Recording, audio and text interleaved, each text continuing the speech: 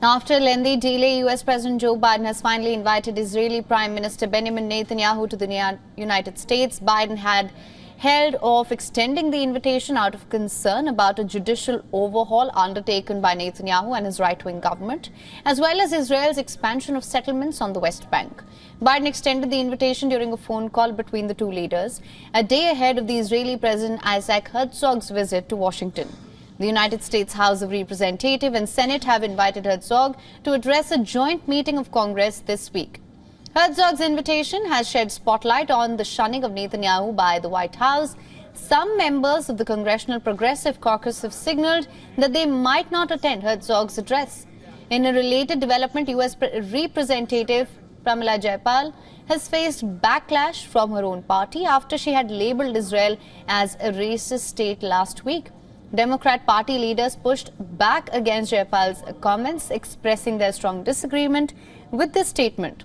However, the lawmaker from Washington soon issued an apology, conveying that she does not believe that Israel as a nation is racist, although Jayapal still emphasized that she believes Israeli government has engaged in discriminatory and racist policies fueled by the current leadership.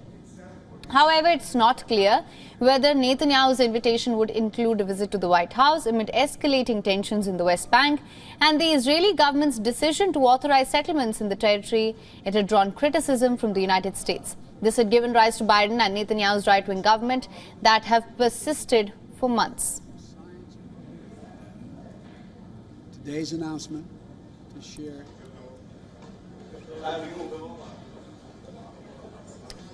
On the other hand, Netanyahu's decision for a judicial revamp in the country had rubbed the Biden administration the wrong way. According to reports, the Israeli government had conveyed to the United States that Netanyahu would try to form a broad public consensus for the planned overhaul. Opposition parties in Israel, they've also expressed that this would strip the highest court of much of its power.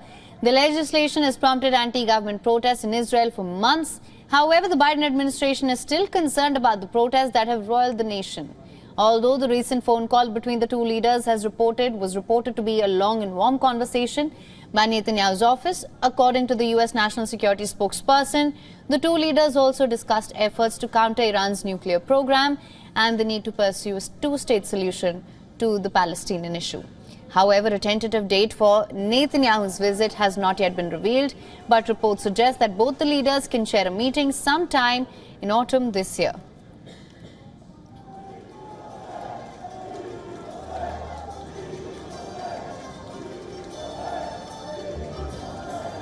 WION is now available in your country. Download the app now. Get all the news on the move.